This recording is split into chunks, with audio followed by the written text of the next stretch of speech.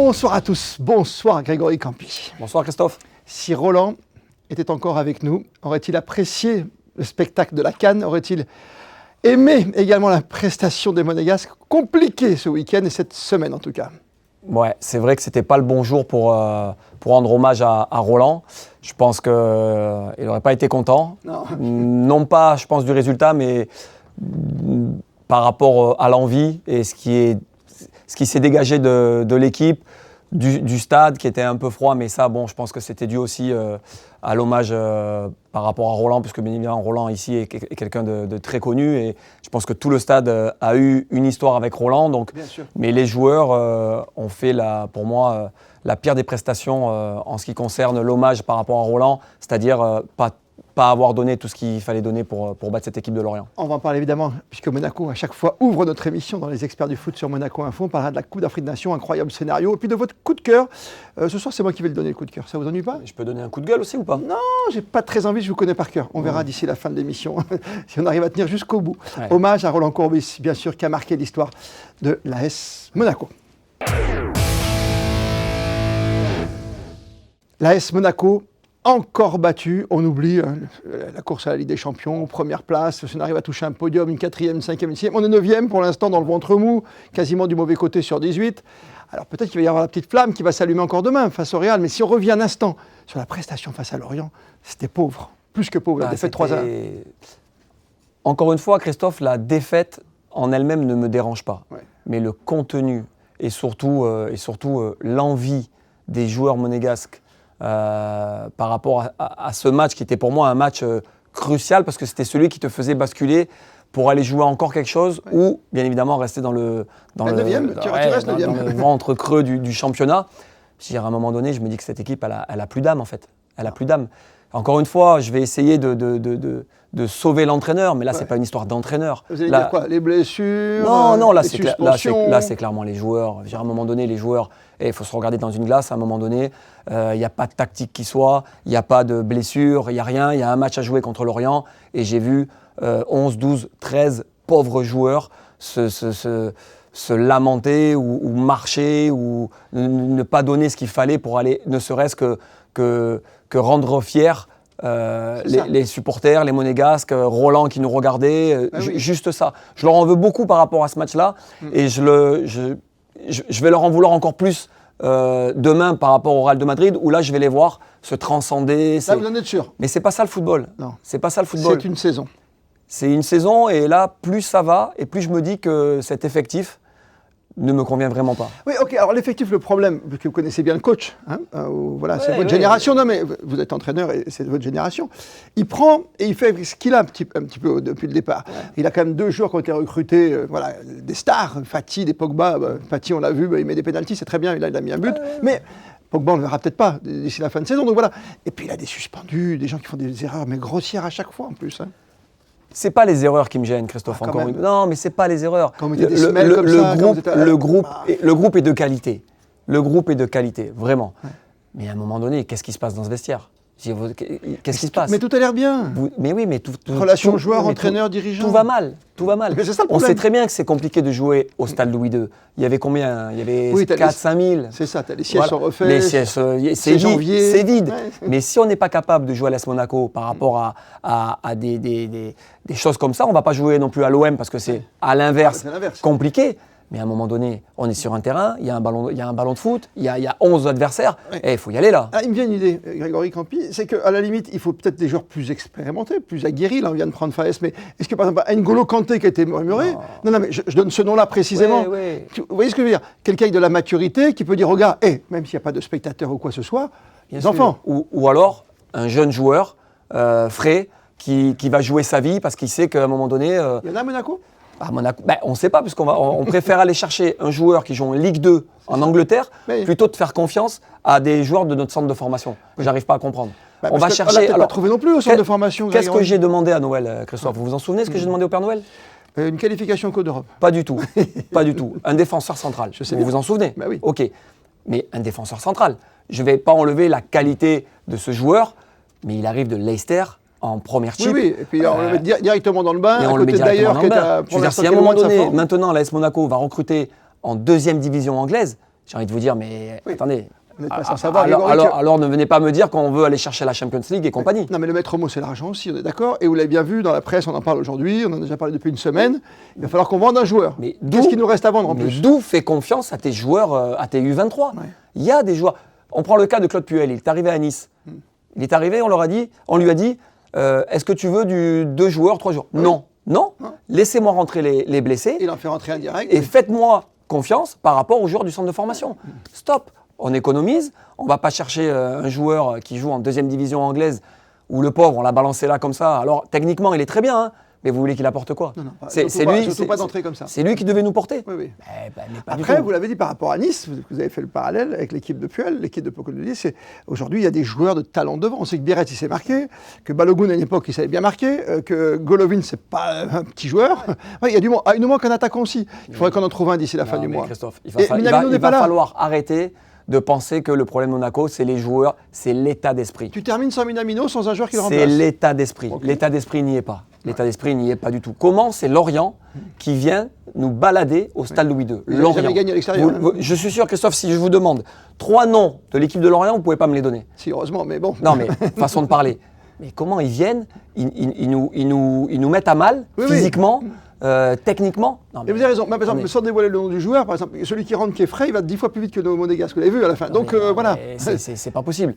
Moi, là, pour le coup, c'est pas un problème d'entraîneur, c'est pas un problème de blessé, de tête d'affiche, c'est l'état d'esprit. Je veux dire, à un moment donné, qu'ils aillent faire une soirée et qu'ils aillent parler. Comme faisait Roland Courbis, qu'ils aillent faire une bagarre générale dans un bar. Non, mais il faut qu'il y ait un déclencheur. Non, mais Christophe, il faut qu'il y ait un déclencheur. Parce que là, ça va mal. Si eux s'amusent, nous, les supporters, les gens qui aiment le club, on ne s'amuse plus. Là, ça va mal. Et comme ça, on va pouvoir faire la liaison avec l'Europe. Et demain, ce match à 21h face au Real Madrid à Madrid. Mais là, tout ira bien. Ouais, vous êtes sûr de ça?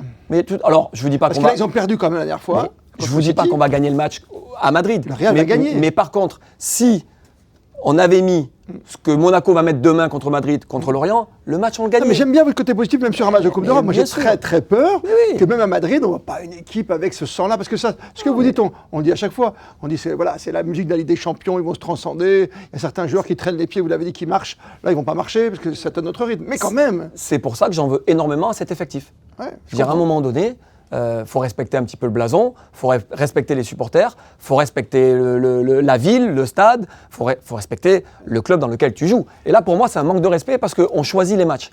Et ça ne me convient pas du tout. Je ne suis pas complètement... On verra demain. Mais je ne comprends pas pourquoi vous ne pouvez pas être d'accord avec moi. Mais je suis d'accord sur le principe, mais je me dis que si demain, il y a encore une déroute, parce que perdre 3-1 face à... Voilà, c'est le festival du cirque, on a perdu... tu vois, mais là, si on perd contre le Madrid à 2-3-0... On a le droit de perdre, mais du moment qu'on y mette la volonté et l'envie. Moi, perdre, c'est pas un problème, c'est le football. On gagne, on perd. Mais quand on perd, on rentre dans le vestiaire et on se regarde dans une glace. Là, contre Lorient, quel joueur pouvait se regarder dans une glace? Golovin un peu. Aucun joueur. Allez. Christophe, aucun joueur. Non, mais tu vois, j'en ai trouvé un quand même. Donc voilà, je suis très très fâché par rapport à ça. Mais je comprends. L'état d'esprit. Et la parole du président, elle compte s'il revient dans un vestiaire un de ces jours, ou celle du prince, pourquoi pas, après le match du Real? Christophe, j'ai envie de vous dire, maintenant, tout compte. Tout compte. Même les supporters qui vont aller dans le vestiaire, même un consultant, même un président, même quelqu'un avec son téléphone qui est en train de sonner, ce que vous voulez. Mais on doit réagir. Le club doit réagir, la ville doit réagir. On ne peut pas laisser Monaco stagner comme ça. Extérieure, je me souviens par exemple, c'est dans un autre contexte, mais je me souviens du PSG, par exemple, pour gagner la Coupe d'Europe. Qu'est-ce qu'ils ont fait? Yannick Noah. Ouais. Mais on doit tenter quelque chose. On doit tenter quelque chose. Parce que laisser faire là, je pense qu'aujourd'hui c'est 9e, demain c'est 11e, et à la fin de saison, on va se battre avec Le Havre, Nice et compagnie pour pas descendre. Le Havre, ça sera le prochain match pour Monaco. En Ligue 1, il va falloir relever la tête, c'est sûr, mais on a bien compris, plus que le résultat à Madrid, c'est l'état d'esprit. L'état d'esprit, Christophe. L'état d'esprit. Primordial. État d'esprit très particulier pour la finale de la CAN, c'était hier soir, on en parle sans plus tarder. Le football, le vrai, avec à chaque fois ces histoires, ces grandes histoires. Elle va rester justement dans le grand livre, dans la Bible du football, cette finale de Coupe d'Afrique des Nations, parce qu'il s'est passé tellement de choses. Pas sur le terrain, mais sur ce qui s'est passé à un moment hors du terrain.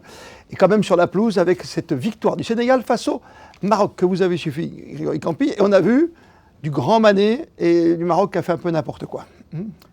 C'est hallucinant ce que j'ai vu hier. Ouais. Là, on est en train de faire passer Sadio Mané pour un grand monsieur. Bah oui. C'est comme quand vos enfants saluent les gens qu'ils rencontrent, on leur dit « Oh, c'est super, ils sont polis ». Mais non, c'est normal en fait. Sadio Mané, ce qu'il a fait hier, c'est tout à fait normal. On ne va pas lui faire une statue. On va rappeler ce qui s'est passé quand même. Mais hein. on va rappeler, mais ce qui s'est passé, c'est un scandale. Voilà, et vous parlez de la Bible du football. J'espère que cette finale ne va pas rester Non, dans la Bible du football. Parce qu'après, le scénario est extraordinaire. On rappelle juste ce qui s'est passé. Vous n'avez pas suivi le match, qui m'étonnerait quand même, donc on fait très vite. Il y a un but refusé pour le Sénégal. Derrière, il y a un penalty. On se demande pourquoi il y a un penalty, mais ça peut arriver. Et derrière, on conteste. Donc, et la VAR et l'arbitre qui est un petit peu dépassé, à un moment disent, bon, il y a pénalty quand même, on attend 20 minutes, les joueurs rentrent, et Sadio Mané, qui va voir notamment un ancien qu'on connaît bien, Claude Leroy, un grand sage, un grand gourou quelque part, dit, bon les gars, on va pas terminer là-dessus, avec une victoire sur tapis vert, vous revenez, on joue. Et on joue, et il se passe un truc exceptionnel dans le football.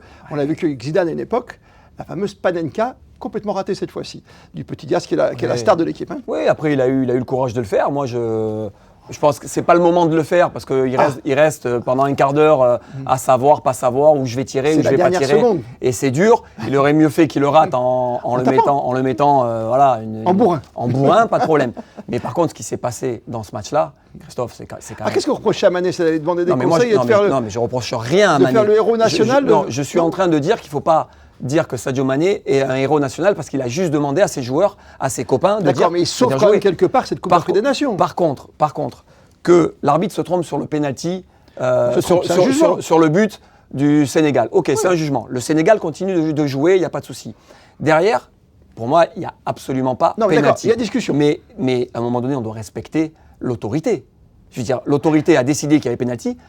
C'est vous le joueur qui me dites ça? Non, mais Grégory Campy, c'est les dernières secondes. Non, mais Christophe, tu peux être champion chez toi. Mais où ça existe qu'un entraîneur demande à ses joueurs de quitter le terrain parce que la décision n'est pas en sa faveur. Ça veut dire qu'à chaque fois qu'il y a une décision à l'inverse de ce qu'on pense, nous les entraîneurs, on va dire, vous savez, on va pas jouer beaucoup de matchs. Hein. Ah ben non, donc c'est un exemple. Tu vas être condamné rapidement. Mais c'est un exemple catastrophique qu'a donné le coach sénégalais.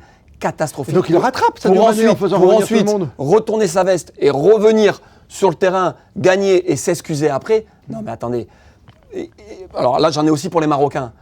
C'est bien, vous faites les deux comme ça au moins. Non, mais j'en ai pour les Marocains. Il y aura un match Marocains. entre le Sénégal et le Maroc. Que le Sénégal n'ait pas des gardes du corps et une sécurité pour les accompagner de l'hôtel au stade. Et ensuite, je ne sais pas si vous avez vu l'histoire de la serviette. La serviette, c'est magique. Les ramasseurs de balles de 15 ans. Qui veulent voler les serviettes. 14, 15 ans qui volent. Mais comment on peut laisser faire ça? En plein match, attention, il faut rappeler. C'est en plein match, c'est pas à l'entraînement. Non mais Christophe, après on se plaint de la jeunesse, de qu'est-ce qui se passe. Dans les années 80, on faisait pas... Grégory Campy, qui donne l'exemple? Quand on voit Hakimi, qui va chercher la serviette et qui la jette par-dessus les photographes. Les instances du football africain, voyant ça, ils auraient dû arrêter cette mascarade.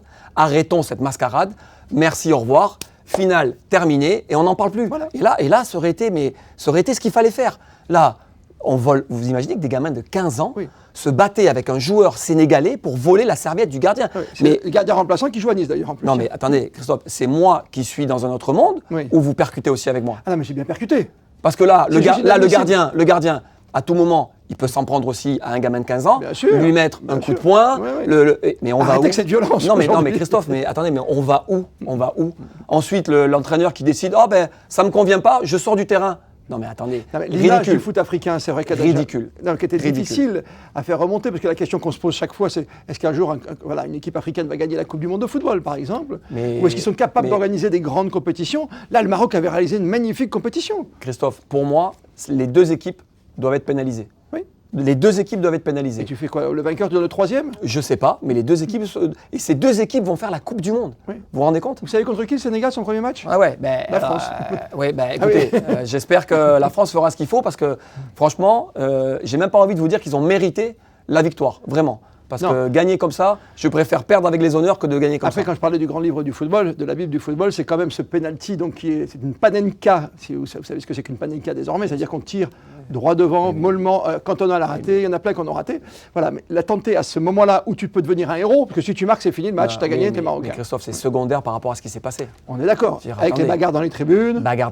Mais ça, la bagarre dans les tribunes, bon, c'est les supporters contre. Pas de problème. Mais que les petits ramasseurs de balles Oui. Encore une fois, ils sont entraînés par un mouvement où il y a des gens, où il y a un kiné qui prend une serviette. Mais il y a bien un responsable de ces ramasseurs de balles. T'es au Maroc. Qui est un papa. Oui. T'es au Maroc dans ton pays avec ton équipe nationale. C'est comme à Monaco, tu ne peux pas rendre le ballon plus vite à un joueur en face, tu mets du temps à le ramener. Non mais Christophe, là...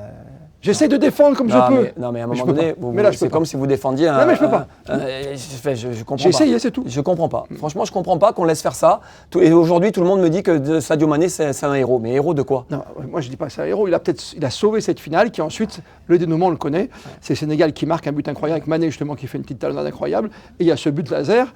Et ça fait que le Sénégal gagne cette Coupe d'Afrique des Nations pour la deuxième fois. Est-ce que, ce sera ma dernière question sur la Coupe d'Afrique des Nations, est-ce qu'un jour quand même, je l'avais déjà un peu préposé, est-ce qu'un jour une équipe comme le Sénégal peut s'imposer au sommet?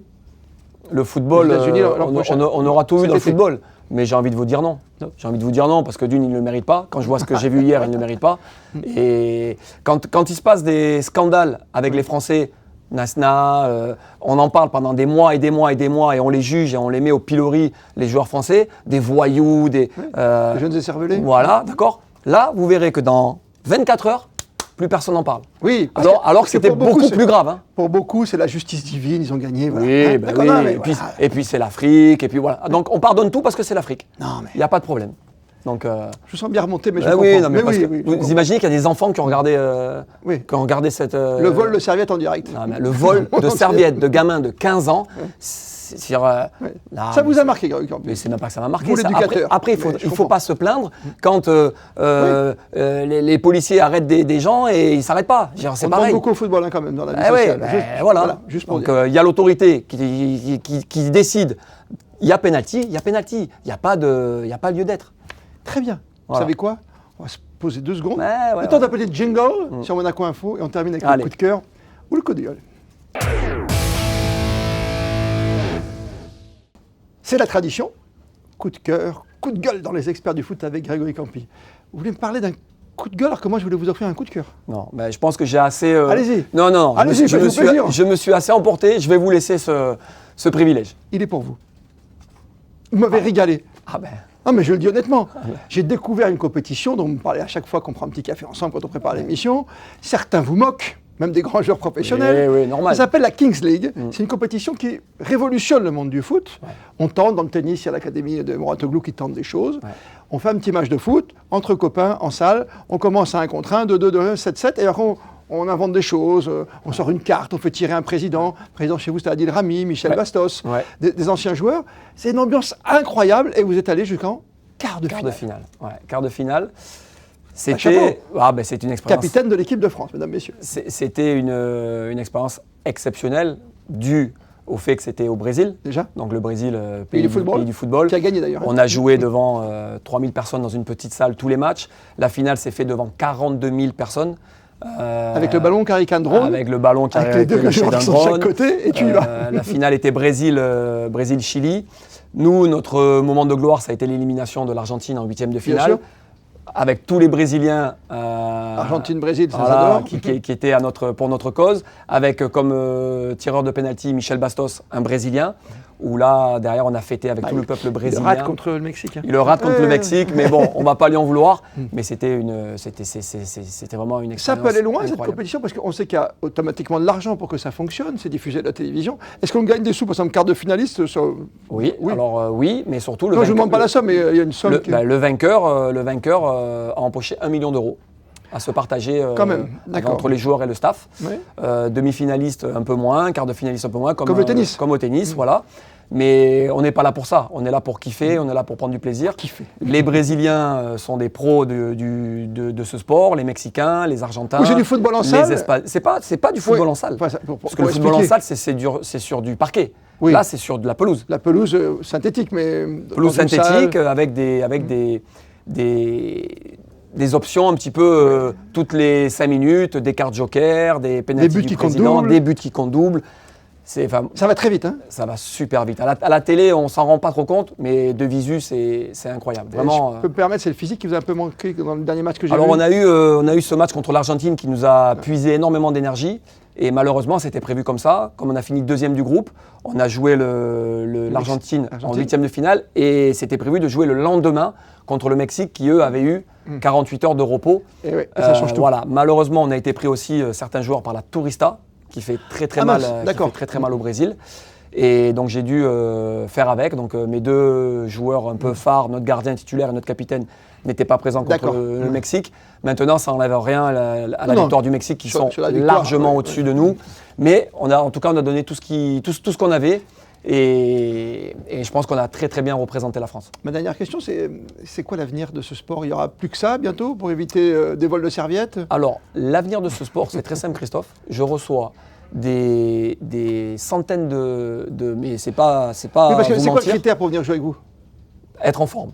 C'est tout. Mais je peux être joueur de National 2, de première division? Bien sûr, il n'y a aucun souci. Je reçois des messages tous les jours d'anciens pros qui veulent, d'ailleurs sur le prochain Split 2. Split 2. Le Split 2, ils appellent ça, c'est pas un pays, c'est pas une ville. Vous êtes un peu boomer, non, Christophe? Moi, j'ai passé le cap. Hein. Super. Voilà. Donc le Split 2, c'est l'édition 2 du championnat de France qui va avoir lieu fin mars. Et je peux déjà vous annoncer dans mon effectif l'arrivée d'une ancienne gloire monégasque. Je ne peux pas vous en dire plus. Qui vient de terminer sa carrière il y a pas longtemps. C'est pas moi qui l'ai dit. C'est la semaine dernière. Voilà. Donc voilà, c'est vraiment un sport exceptionnel. Et il y a une chose très importante qui vient de se faire là. Le Qatar a créé aussi sa propre ligue. Et là, vous jouez où au mois de mars? Ça veut dire ce que ça veut dire. À Paris. Très bien. Alors, je serai avec vous. Vous me trouvez une petite place sur le côté gauche? Pas de souci. Mais je ne donnerai pas le ballon. Avec Jérôme Bretagne comme directeur sportif. Ah, mais il ne jouera pas tout le temps. Je vais le remplacer. Non, je peux plus le faire. Des petits gauchers comme ça, vous savez. C'est un plaisir, en tout cas. Bravo encore avec toute votre équipe. On a hâte de vous retrouver, notamment à Paris et puis sur Monaco Info. Et pourquoi pas un jour faire un petit tournoi ici? Pourquoi pas? Pourquoi pas? Bien sûr. Entre médias, je sais pas, on va imaginer quelque chose. On va se régaler. Merci mille fois. On se dit à 15 jours. La semaine prochaine sera le place au basket, bien sûr. Le royaume de l'alternance chez nous, sur le plateau ici des experts. Les experts du foot, merci de nous avoir suivis sur Monaco Info.